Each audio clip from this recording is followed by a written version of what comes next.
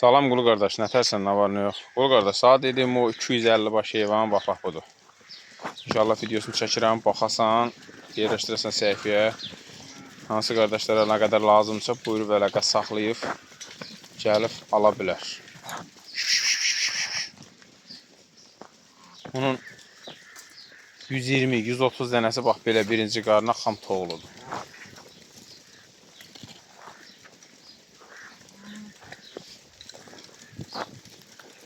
Baxayız qardaş. Hamısını belə kon bir yerdə çəkirəm ki, baxasan.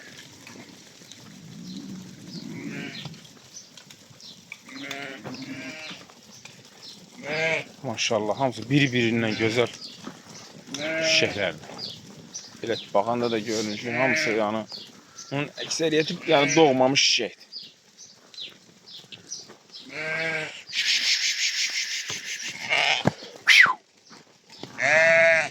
Görsən.